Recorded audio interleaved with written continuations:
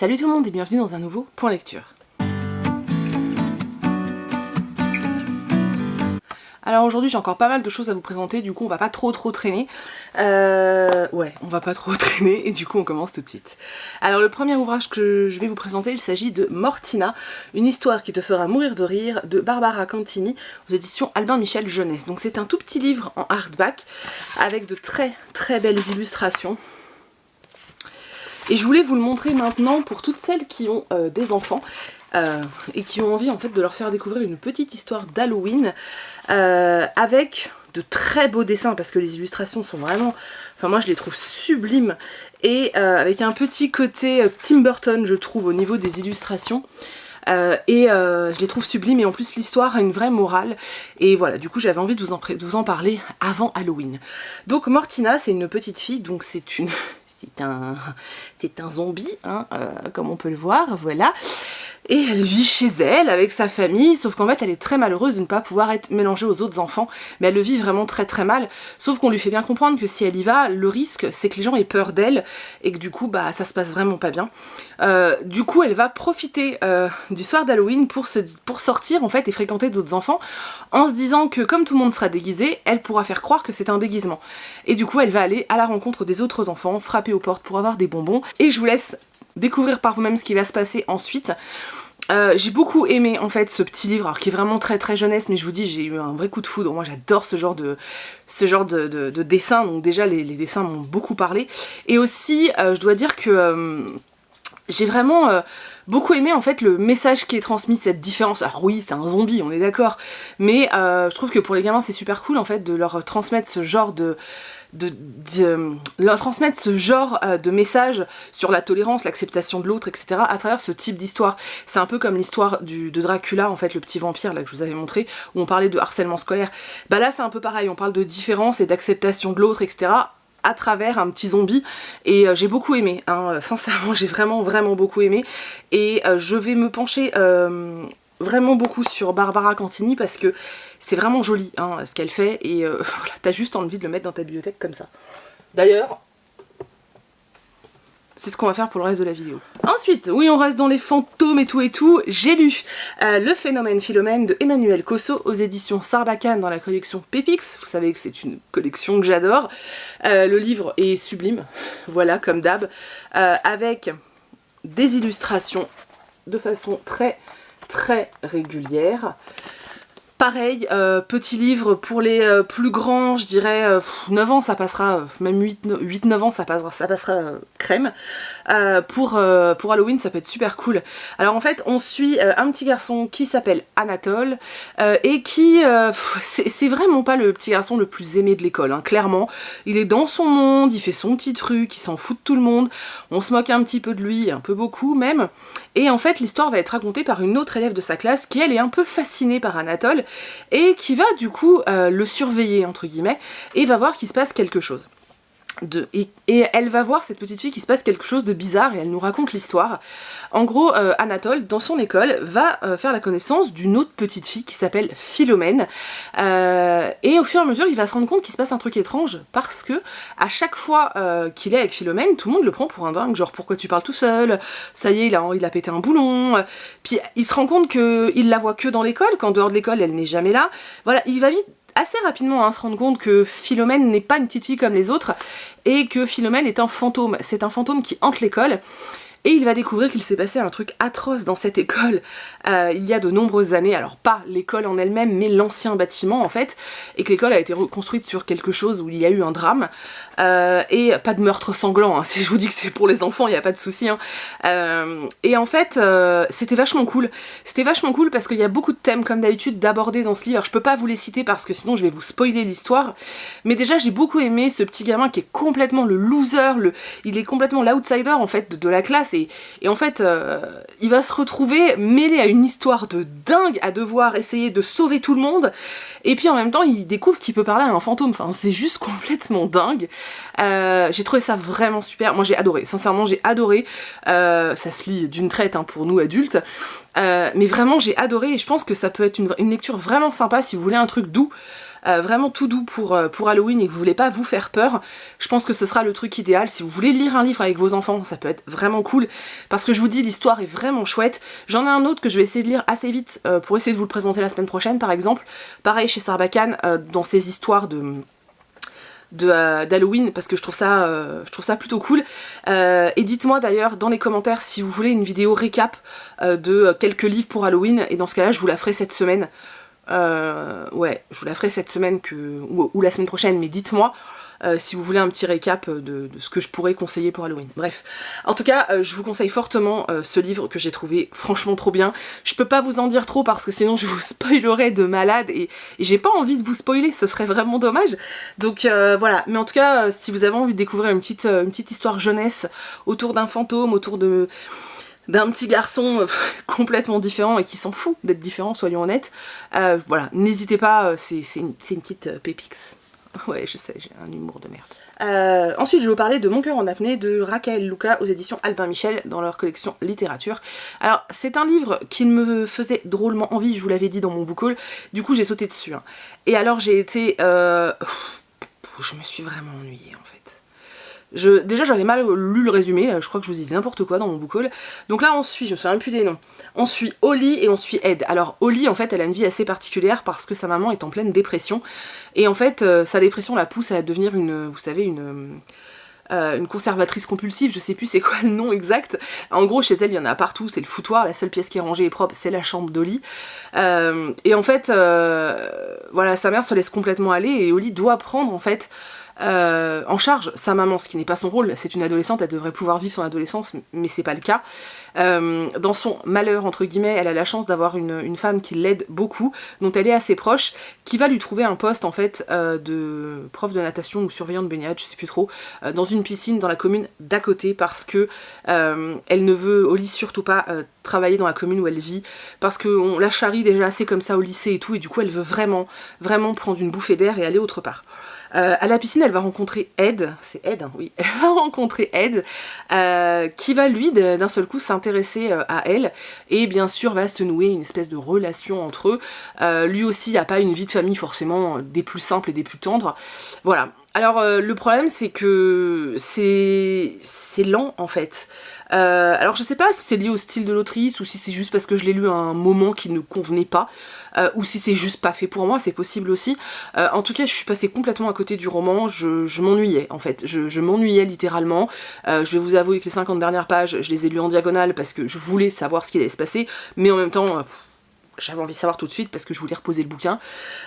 J'ai pas plus aimé que ça. Maintenant, je pense que pour un autre public, ça pourrait le faire. C'est vrai que moi, j'adore la littérature jeunesse, vous le savez, mais j'ai vraiment besoin que derrière, il y ait des messages, de vrais messages en fait, pas des leçons de morale non plus, mais qui est quand même des vrais messages en fait, des choses fortes. Je pense que vous le voyez dans mes lectures. Et là, on est dans du contemporain et j'ai pas trouvé le message fort du roman. Alors oui, c'est vrai que la situation d'Holly est compliquée. Maintenant, je trouve que ça se répare, j'allais dire non. Je trouve que ça s'inverse assez facilement, c'est-à-dire que la mère va accepter très vite qu'on nettoie chez elle, ce que je trouve bizarre parce que je suis pas psy ni rien, mais il me semble quand même que ce trouble fait que tu veux pas en fait qu'on touche à tes affaires quand tu accumules comme ça. Voilà, j'ai trouvé ça un peu bizarre en fait, l'histoire du beau-père était un peu chelou aussi. Enfin voilà, il y avait plein de trucs que je trouvais un peu bancal et c'est vrai que du coup j'ai eu du mal moi, personnellement. Maintenant, je le déconseille pas, loin de là, parce que je pense vraiment que pour un autre public, donc beaucoup plus jeune que moi, qui n'est pas forcément à la recherche d'un message grandiloquent, les gens pourront passer un bon moment, hein, franchement, parce que ça se lit vraiment bien. Franchement, je l'ai lu en 2 heures, quoi, je vais pas dire le contraire. C'est plutôt bien écrit, enfin voilà, j'ai rien à dire là-dessus. C'est juste que c'est vrai que moi, lui et moi, on n'a pas matché du tout, quoi, du tout. Ensuite, je vais vous parler de Ma vie, mon tout de Cathy Marsh aux éditions Milady. Alors, ce livre, alors c'est très étrange en fait, j'arrive pas à me positionner exactement face à ce livre. J'ai passé un excellent moment de lecture. J'étais vraiment tellement à fond dedans, enfin voilà, j'étais avec les personnages, je voulais savoir ce qui allait se passer, je savais j'avais compris qu'il allait être la fin, mais je voulais y aller quand même. J'étais bien, ça donnait un petit côté, vous savez... téléfilms d'M6 doudou. Vous voyez, ces téléfilms, vous êtes en train de les regarder, vous vous dites, mais est-ce que je suis pas en train de perdre mon temps parce que finalement, ils m'apportent rien? Mais vous êtes tellement bien dans l'instant que vous y allez et c'est tout. Et bien ce livre m'a fait le même effet. J'étais tellement bien dans l'instant de lecture que je m'en foutais de tout le reste. Et pendant la lecture, j'étais super bien, j'ai aimé ce que je lisais, je passais un bon moment. Alors j'ai aimé ce que je lisais, sauf une chose dont je vais vous parler parce que c'est le truc qui m'a le plus agacé pendant tout le roman, mais voilà, sinon j'étais bien dans ce livre, j'étais bien avec les personnages, j'aimais vraiment ma lecture, et avec du recul, je me suis rendu compte que j'avais aimé ma lecture, clairement, je peux pas dire le contraire, mais que, sincèrement, c'est un livre que d'ici 15 jours, 3 semaines, j'aurais oublié en fait. C'est ce genre de livre que tu lis, tu passes un bon moment, voilà, mais il va pas marquer ta vie de lectrice, tout simplement. Celui-ci ne marquera pas du tout ma vie de lectrice, même si j'ai passé un très bon moment en sa compagnie. Voilà. Alors, je pense aussi que le truc qui m'a gêné dans l'histoire a fait que ça m'a un peu bloqué, donc on va rentrer dans le vif du sujet. Alors, je me souviens plus des noms, donc c'est Anna et Tom. On suit un couple qui sont ensemble depuis pas mal d'années, qui sont mariés. Elle est prof de lettres dans un établissement privé et lui, il est avocat d'affaires. Alors le truc, c'est que au fur et à mesure des années, on voit que leur histoire et que leur amour s'est un peu étiolé et que Anna en a marre de cette situation. Un soir, elle rentre chez elle. Elle a enfin décidé de prendre sa vie en main. Elle a accepté un poste pour 1 an en Afrique pour enseigner en Afrique, qui est juste le rêve de sa vie, donc elle se dit cool, je vais enfin faire ce dont je rêve, et elle a décidé de quitter son mari. Sauf que ce soir-là, quand elle rentre, son mari est déjà couché, et elle se dit bon bah je vais pas le réveiller pour le larguer, enfin je veux dire au bout d'un moment, voilà. Elle se couche et au milieu de la nuit, elle entend des râles et des bruits, et en fait son mari Tom est par terre en train de la supplier à l'aide, et en fait ce pauvre Tom a fait un AVC, et Anna va devoir, je sais pas vraiment si on peut dire va devoir, mais en tout cas elle va faire le choix, malgré le fait qu'à l'instant T, au moment où ça se produit, elle ne l'aime plus. À cet instant précis, sa vie devait prendre un autre tournant et elle avait décidé de faire autre chose. Elle va quand même prendre cette décision de rester avec lui et de l'aider en fait, de l'aider à surmonter ça, de l'aider à redevenir l'homme qu'il était. Ça va être très compliqué au départ parce que se retrouver face à quelqu'un qui avait pour vous une image très forte, qui était quelqu'un de très fort, et qui se retrouve comme ça dans cet état-là, déjà elle a eu très peur qu'il meure clairement, et au moment où elle se rend compte qu'il est vivant, mais que ce n'est plus lui-même parce qu'il a une partie de son corps, tout un côté de son corps qui est paralysé, qu'il va devoir rééduquer, que pareil au niveau de son cerveau forcément, au niveau de sa façon de penser, au niveau de ses paroles, c'est pas aussi fluide que ça l'était au départ. Elle se retrouve dans ce rôle de femme qui voilà, ne va se retrouver à vivre que pour l'aider et que pour l'aider à s'en sortir. Lui, en fait, va bien prendre conscience qu'en fait, qu'il risque de la perdre, en fait. Alors, au départ, et encore, je pense pas, parce que moi, dès le départ, je trouve qu'on le voit, mais on se pose cette question de savoir est-ce qu'il se rendait déjà compte avant qu'il était en train de la perdre, ou est-ce que c'est juste cet instant-là où il se dit oh, maintenant que je suis diminuée, elle ne voudra plus de moi. En fait, on a la réponse clairement dès le début, mais je vais pas vous la donner. Hein. Voilà, il va rentrer chez lui et elle va tout faire pour l'aider. Au milieu de ça, la sœur de Tom va s'incruster chez eux. C'est une vraie... Je vais pas dire le mot, ce serait plein de gros mots, c'est vilain. Alors clairement, la petite sœur, elle aide pas du tout. Hein. Il faut plus la mère qu'autre chose. Elle décide de s'installer chez eux sous prétexte d'aider son frère, en fait, pour pas que ce soit sa femme qui lui torche les fesses, comme elle dit. Mais elle est pas vraiment aidante, elle est plus boulet qu'autre chose, hein, c'est assez compliqué. Donc voilà, on va être dans cette histoire-là, dans ce couple en fait qui est au bord de l'implosion, mais en même temps l'un des deux ne le sait pas, enfin c'est assez compliqué. Avec cette femme qui ne rêve que d'une chose, c'est de se barrer et de vivre son rêve, mais qui par esprit de, je sais pas, par esprit d'entraide et de soutien et de respect, décide de rester pour l'épauler. Elle vit un calvaire, hein, cette jeune femme, parce que au boulot ça se passe très mal, et c'est ça qui m'a dérangée, pas le fait que ça se passe mal au boulot, le fait que la façon dont elle fonctionne en fait, Anna, c'est-à-dire qu'en fait c'est une carpette quoi. Je peux comprendre qu'on n'ait pas un caractère rentre dedans, je peux comprendre qu'on n'ait pas un caractère où on se défend foncièrement, je comprends ça, je peux le comprendre, on n'est pas tous comme ça, et heureusement, j'ai envie de dire, sinon ça imploserait de partout, mais en même temps, j'ai un peu de mal à imaginer quelqu'un qui puisse en accepter autant qu'elle. C'est-à-dire que dans sa vie privée, elle se retrouve à devoir épauler un homme qu'elle n'aime plus, à subir finalement son changement de situation, à renoncer à tous ses rêves, se taper en plus la petite sœur qui est juste insupportable, imbuvable, qui fait des conneries tout le temps, qui... Voilà, donc une situation de merde. À côté de ça, au boulot, ça se passe super mal parce qu'elle est dans un bahut de Bourges et que la directrice est une connasse, là par contre je suis désolée mais c'est exactement le terme, qui en fait n'a pas du tout envie de s'occuper des trois quarts des choses dont elle devrait s'occuper et qui se décharge de tout sur Anna, et Anna dit oui à tout. Oui, oui, je vais faire votre travail. Oui, oui, non mais vous savez, j'ai un mari qui est malade, je dois m'occuper de lui. Ah non, non mais vous inquiétez pas, je dormirai pas. Oui, oui, d'accord, oui, oui, d'accord. Ça devient insupportable en fait. Ce côté-là de sa personnalité me sortait par les trous de nez en fait. Au bout d'un moment, je me disais non, c'est pas possible, c'est pas possible, c'est pas possible en fait. Juste au bout d'un moment, c'est plus possible. Alors oui, au bout d'un moment, elle va finir par péter un plomb, mais parce que finalement, ça fait effet cocotte minute, tu vois. Tout le monde essaye de lui ouvrir ses yeux, tout le monde essaye de lui ouvrir les yeux. Sa meilleure amie qui lui dit mais non, tu peux pas faire ça, il est pas seul, il a de la famille. Enfin voilà, occupe-toi de toi, etc. C'est assez compliqué en fait. Et je pense que c'est... Je pense sincèrement que c'est ce côté-là qui m'a un peu bloqué. Le fait que ce manque de caractère en fait d'Anna, enfin, elle est là et elle subit tout, enfin, c'était dérangeant en fait. Et c'est ce côté-là qui m'a, je pense, qui m'a vraiment gênée dans le roman, parce que le reste est vraiment sympa, j'ai bien aimé l'ambiance. Cet homme qui essaie de se reconstruire, je l'ai trouvé plutôt bien, parce que oui, il est en colère, mais en même temps c'est pas ce qui domine, et du coup on n'est pas que là-dedans, on n'est pas dans l'apitoiement. J'avais peur de ça, et on n'est pas du tout dans l'apitoiement. Il est pas en mode oh mon dieu, je ne suis plus l'homme que j'étais et tout. Non, pas du tout. Il est plutôt en mode ok, alors je ne peux plus faire ça, mais du coup qu'est-ce que je peux faire? Je me rends compte que j'étais en train de perdre ma femme, du coup aujourd'hui comment je peux régler le problème? Il est plus dans cette recherche là, il veut prendre quand même soin des autres, et il veut avancer en fait, et j'ai trouvé ça plutôt cool. Voilà, j'ai trouvé ça plutôt cool. Une fois qu'Anna commence un peu à, tu vois, se réveiller, c'est plus sympa aussi. Finalement, la sœur qui fait plein de conneries, bah, elle est assez attachante parce que c'est juste une gamine perdue. Au fur et à mesure, on a des flashs un petit peu de l'enfance de Tom, parce qu'en fait, on a un peu des chapitres alternés, donc des chapitres aujourd'hui et des chapitres avant, où en fait on nous raconte la rencontre entre Tom et Anna. On nous raconte voilà, comment ils ont évolué, comment ils sont arrivés là où ils en sont aujourd'hui. Finalement, ce roman, c'est réellement l'histoire d'amour de Tom et d'Anna. Le seul problème, c'est que Anna n'a absolument aucun caractère. Au début, quand on nous parle de leur rencontre, elle est fun, elle est vivante, elle est drôle, et puis d'un seul coup, elle s'est complètement éteinte. et c'est assez... moi, j'ai trouvé ça assez lourd. Voilà. J'ai trouvé ça assez lourd, le fait qu'elle n'ait pas de caractère. Voilà. Bon, bref, je vais m'arrêter avec ce livre, parce que je vais pas en parler 3 heures.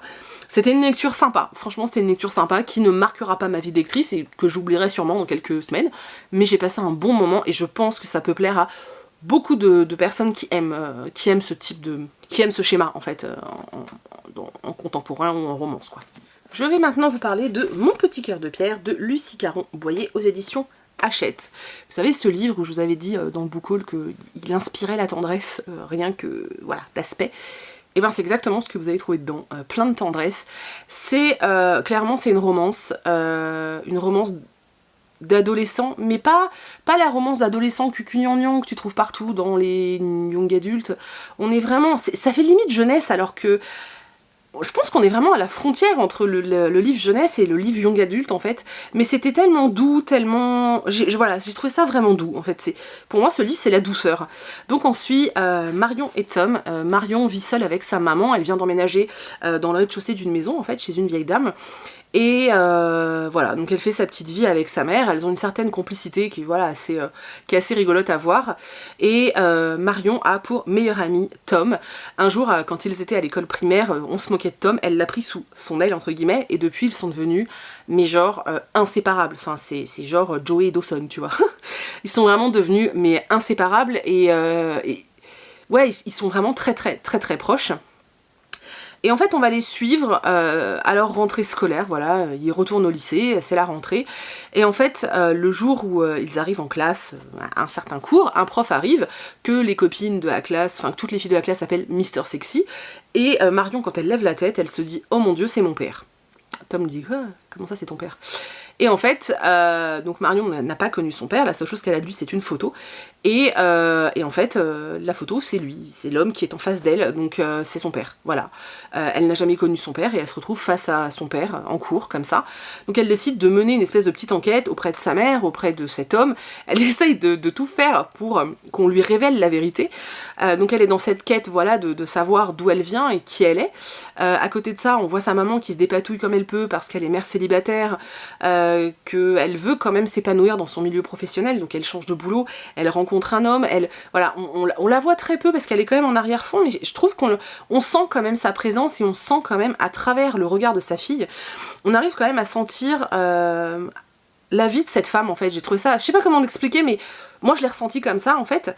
Et à côté on a Tom qui a une vie de famille assez classique, sauf que Tom à la base il était pas très beau, plein de taches de rousseur, etc. Et en fait pendant l'été, il est devenu bien baraque, il est devenu assez séduisant, et lui il va être dans la quête de son premier amour.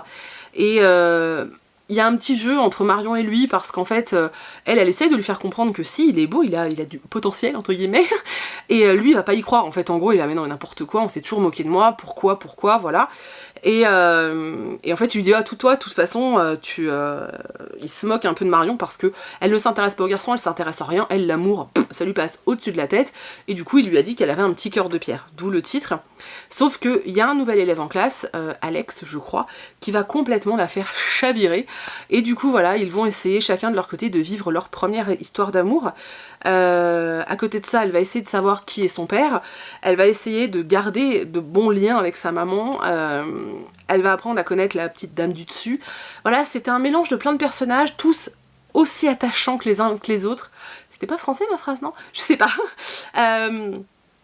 C'était doux, c'était mignon, il y a rien de dur dans ce livre, et je pense que voilà, vous êtes plusieurs à m'avoir demandé en fait si je connaissais une romance qui pourrait servir de première romance à des ados ou des pré-ados. Ça c'est parfait, hein. Vous avez un môme de 11-12 ans qui veut découvrir sa première romance, ça c'est parfait, vraiment c'est parfait, parce que c'est de la douceur, y a d'autres sujets abordés, hein, bien sûr c'est pas que une romance, il y a vraiment plein d'autres choses à aborder, mais ouais c'est doux, je sais pas comment vous dire autre chose en fait. Alors je sais pas si c'est lié à la plume de l'autrice, je sais pas si c'est juste son histoire, la seule chose qui est ressortie pour moi de cette histoire c'est ça. Déjà pendant ma lecture je me sentais apaisée en fait, pourtant c'est pas un livre feel good, hein, mais je sais pas, je me sentais assez calme, et en fait après quand j'y pensais c'était ça, même aujourd'hui en fait pour moi il en ressort de la tendresse et de la douceur, les personnages sont mignons, tout est mignon, voilà, tout est mignon dans ce livre.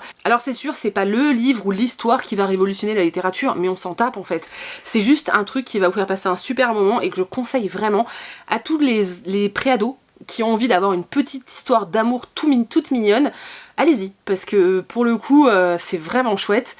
C'est vraiment chouette, vraiment cette découverte de l'amour, ce petit cœur de pierre qui se met à battre et tout, c'était vraiment super chou, et j'ai beaucoup aimé en fait, j'ai beaucoup aimé, donc je vous le conseille très chaudement. Je vais maintenant vous parler de Enfance de Marie Desplechin et Claude Ponty, donc deux illustrateurs auteurs que j'adore. Donc on est dans un ouvrage en fait qui reprend des personnages célèbres, par exemple, hop là on a Mary Stuart, on a un petit texte avec une petite anecdote de son enfance et on nous fait un petit bref rappel de qui elle est en fait, ou qui elle était en tout cas. C'est vachement intéressant, j'ai découvert plein de gens que je ne connaissais pas, hein. Forcément voilà, on en apprend tous les jours, et j'aime beaucoup, déjà j'adore cette illustration, bref, j'aime beaucoup en fait ce type d'ouvrage parce que voilà, vous y revenez de temps en temps. Moi je l'ai lu sur 3 semaines je crois, j'y revenais, je découvrais de nouveaux personnages, je retournais sur d'anciens parce que je me souvenais plus trop, et puis j'avançais sur d'autres, et c'était vraiment super sympa, j'aime beaucoup, voilà, c'est plein de découvertes, tu découvres des nouvelles personnes, ça peut te donner aussi envie je pense de peut-être plus les découvrir, donc c'est assez cool. Maintenant, c'est vrai que c'est pas creusé, c'est une petite anecdote, c'est voilà, mais moi j'ai vraiment aimé, voilà, là j'ouvre, je tombe sur Edith Piaf. J'ai vraiment beaucoup aimé, j'ai aimé me replonger dedans un peu tous les soirs en lisant 2-3, et ça va me manquer. Bon là du coup j'en ai pris un autre du même genre, mais c'est vraiment le genre d'ouvrage que j'adore, et puis voilà, je peux pas vous en dire beaucoup plus en fait, mais si ça vous intrigue, je pense qu'il est trouvable en médiathèque, donc n'hésitez pas à aller jeter un coup d'œil, et puis vous m'en direz des nouvelles. on va continuer, je vais vous parler d'un livre que j'ai lu pendant le week-end en bulle, donc Le Géant, la Fillette et le Dictionnaire de Jean Leroy et Stéphane Poulain, aux éditions, c'est la collection Pastel des éditions de l'École des loisirs. Donc l'histoire, en fait c'est l'histoire d'un représentant, un vendeur de dictionnaire qui va frapper à la porte à une porte, et quand un ogre va ouvrir la porte, le représentant va avoir peur, hein, il va tout lâcher son dico, il va se barrer en courant en hurlant « Ah, un ogre, un ogre !» L'ogre est un peu perturbé en mode « Mais c'est quoi un ogre ? Oh, un dictionnaire !» Donc il se met à chercher, il découvre qu'un ogre c'est une méchante, c'est un géant méchant qui mange des enfants, donc il va se dire « Oh, j'ai jamais testé, tiens, et si je mangeais des enfants ?» Du coup il va vouloir goûter pour savoir si c'est goûteux, il va chercher un enfant, tomber sur une petite fille assez particulière qui va pas forcément se laisser faire, et quand l'ogre va chercher par tous les moyens quel est le meilleur légume pour accompagner cette petite fille, bah il va pas vraiment trouver.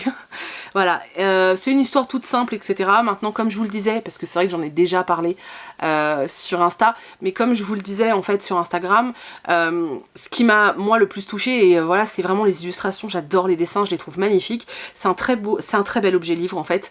J'ai passé un chouette moment, c'est une jolie histoire, si vous avez des enfants, ou même si vous aimez les albums, je pense que vous devriez prendre beaucoup de plaisir à le découvrir, surtout si vous aimez les beaux dessins. Voilà, c'était assez chouette pour le coup, et puis de voir ce méchant ogre qui a peur du dentiste, ça m'a bien fait marrer, je me suis sentie moins seule en fait. Voilà. Et maintenant, je vais vous parler d'un coup de cœur dont je vous ai déjà parlé sur Insta, mais vous êtes bien moins nombreux sur Insta, donc je préfère recommencer. Donc je vais vous parler de Chroniques de Francine R, Résistante et déportée de Boris Golzio aux éditions Glénat. Je crois qu'il est sorti en septembre, je suis tombée totalement dessus par hasard samedi, et quand je l'ai vu, ça m'a intriguée, j'ai commencé à le feuilleter, j'ai commencé à lire 2-3 pages, j'ai lu la préface en fait de l'auteur, et je me suis dit ok c'est bon, je ne repars pas sans cet ouvrage. Alors oui, je crois qu'il coûte 20 balles, en même temps c'est un roman graphique, enfin c'est normal, hein, voilà. Mais je suis contente, c'est de l'argent très bien placé je trouve, pour le coup. C'était assez incroyable comme expérience en fait. Je pense que vous l'avez vu dernièrement, je lis beaucoup de livres sur la Seconde Guerre mondiale. Ça s'est fait vraiment de façon totalement naturelle, à savoir que il y a eu pas mal de sorties sur ce sujet en ce moment, et je sais pas, je pense que le fait d'en avoir lu un ou deux, eh bien j'ai été attirée par les autres.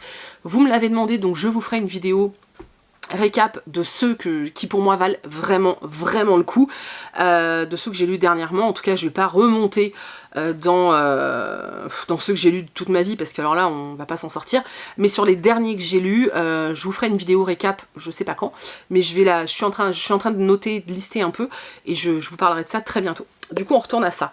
Donc cette histoire, c'est l'histoire de Boris en fait, donc de l'auteur, qui un jour va trouver sur son répondeur le message d'une femme, donc de Francine, qui lui dit bonjour, est-ce que vous connaissez monsieur et madame Intel, parce que ce sont mes cousins et je suis à leur recherche.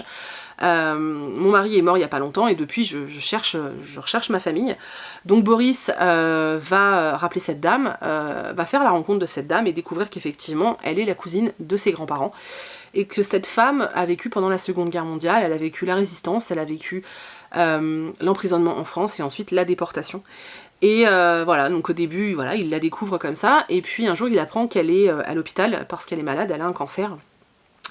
Et avec une amie à lui qui est en fac d'histoire, je crois, il décide d'aller la voir pour recueillir son témoignage, en se disant que ce serait vraiment trop triste et trop dommage de perdre en fait le témoignage de cette femme qui a sûrement plein de choses à apprendre, qu'on ignore encore sur cette histoire et sur cette partie de l'histoire, et du coup il va prendre son témoignage, il va tout enregistrer. Je crois qu'il y a je sais plus, il le dit, mais il y a des heures et des heures et des heures d'enregistrement. Je suis désolée, j'ai un poil de chat, ça m'énerve. Il y a des heures et des heures d'enregistrement sur l'histoire en fait de cette femme. Et il va garder ça auprès de lui. Francine va mourir quelques années plus tard de son cancer. Et puis un jour, il y a 10 ans après avoir recueilli le témoignage, il va se dire que c'est le moment en fait de partager l'histoire de Francine. C'est le moment de l'écrire. Et il va le faire sous forme de roman graphique. Alors bien sûr, comme Francine n'est plus là, elle peut pas apporter toutes les réponses, et puis il veut être assez fidèle à l'histoire, donc il va faire quand même pas mal de recherches autour de cette histoire, et du coup il va nous donner le témoignage de Francine. À travers des dessins qui sont parfois ultra poignants, qui je trouve rendent vraiment hommage en fait à l'histoire de cette femme. On va suivre du coup Francine, qui est une Française qui vit près de Lyon, avec sa famille. Son frère va faire partie des maquisards, donc il va faire partie de la résistance. Elle et sa sœur vont aider aussi. Un jour, certains résistants vont être arrêtés, torturés, et sous la torture, ils vont donner des noms en fait, tout simplement, ou tout du moins donner le lieu où on cache certaines choses, et ce lieu, c'est la maison des parents de Francine en fait. Du coup, on va venir arrêter Francine et sa sœur. Elles vont être torturées par un Français, je tiens à le préciser quand même, par un Français, un collabo français, qui va réellement les torturer avec la torture de la baignoire par exemple, pour les faire parler. Elles ne vont pas craquer, elles vont finir par être emprisonnées dans une prison française près de Lyon en fait, où elles vont pas vivre des choses très très gaies non plus. Voilà, Francine décrit vraiment les lieux, etc. Et en fait, ce qui est assez fort, c'est que comme l'auteur a vraiment voulu garder le témoignage de Francine, la narration, c'est les paroles de Francine. Et c'est vrai que parfois, ces limites français étaient un peu en mode « Ah, quoi ?» Mais c'est du langage parlé, il faut juste imaginer cette femme très âgée te raconter son histoire, et je pense que si tu prends dans ta tête, oui, parce que moi je prends des voix dans ma tête, pour lire seulement, vous inquiétez pas. Donc si tu prends la voix d'une personne âgée dans ta tête et que tu commences à imaginer ça, et bien t'es complètement dedans. En fait, je sais que ça m'est arrivé plusieurs fois de lire le texte, de fermer les yeux, et voilà, ça a été vraiment une expérience assez forte pour moi, cet ouvrage. Après la prison, forcément, comme on sait pas trop quoi faire d'eux, on va les envoyer à Auschwitz. Et là, pareil, l'auteur nous épargne pas grand-chose, parce qu'on a quand même les dessins. Et c'est assez bouleversant en fait. C'est un très très beau témoignage. La fin m'a fortement touchée. Voilà, j'étais devant la dernière planche et j'étais là, pleure pas, pleure pas, pleure pas. Tu es forte, ne pleure pas. Voilà, vous savez que pour moi, ces ouvrages qui parlent de Seconde Guerre mondiale, d'autant plus quand c'est des témoignages, ont une véritable importance. Pour moi, c'est un devoir de mémoire en fait de les transmettre et d'inciter les autres à le lire. C'est vraiment très important, je trouve. Là, on est vraiment, c'est pas de la fiction, contrairement au dernier que j'ai pu vous présenter. Là, on est vraiment, vraiment sur un témoignage. Et c'était beau, en fait. C'est bizarre à dire comme ça, mais je trouve ça cool et je trouve ça vraiment chouette que cette femme ait pu avoir la parole et qu'elle ait pu transmettre, en fait, son histoire. Et ouais, je trouve ça vraiment cool. Voilà, donc si vous tombez dessus, franchement, n'hésitez pas à le découvrir. C'est fait avec beaucoup de pudeur, c'est-à-dire que Francine, il y a des choses qu'elle ne sait pas, des choses comme, par exemple, elle le dit clairement, alors est-ce qu'il y avait des enfants dans le camp? Je ne sais pas, j'en ai pas vu. Est-ce que... Voilà, elle est pas du tout dans... Elle n'est pas du tout en fait dans l'excès, elle reste vraiment dans ce qu'elle a vu elle et dans ce qu'elle a vécu elle. Voilà, et j'aime bien le fait que pour une fois dans un témoignage écrit, je parle, en tout cas dans ceux que moi j'ai lus, parce que j'en ai lu peu, où c'était dénoncé entre guillemets, mais où on nous parle du rôle de la France en fait, et qu'on n'est pas juste dans le mode « Ah, les Allemands sont des méchants ». Voilà, on nous parle aussi du fait qu'il y a eu... d'autres tortionnaires que les Allemands, voilà. Et je trouve ça plutôt bien. Et puis bon, quand tu vois la couverture, je pense qu'elle est parlante, voilà. Alors si vous décidez de lire cette œuvre graphique, n'y allez pas un jour où vous n'êtes pas bien, parce que c'est pas facile à lire, mais voilà. Pour moi, ça fait partie des romans graphiques, parce que oui, je le classe dans les romans graphiques, ça fait partie des romans graphiques qui... pour le coup a marqué ma vie de lectrice, c'est que je l'ai gardé très très précieusement. Voilà, c'était juste dingue comme lecture en fait. Donc voilà, si vous le trouvez en médiathèque, n'hésitez pas à le feuilleter et voir si vous pouvez supporter de le lire. Peut-être que ça parlera pas à tout le monde, je sais pas. En tout cas, moi, il m'a profondément touchée et je suis très heureuse d'avoir craqué quand je l'ai vu en librairie en fait. Donc voilà, je vous le recommande très chaudement et j'espère qu'il vous touchera autant qu'il m'a touché. Donc voilà, ce point lecture est terminé, j'espère qu'il vous a plu, que vous avez fait des découvertes, que je vous ai peut-être donné envie de découvrir certains ouvrages. Voilà, en tout cas moi, gros coup de cœur pour le roman graphique, donc voilà, c'est tout, n'hésitez pas. Et puis voilà, c'est tout, je vous laisse, je vous fais plein de gros bisous, et je vous dis à bientôt dans une prochaine vidéo. Voilà.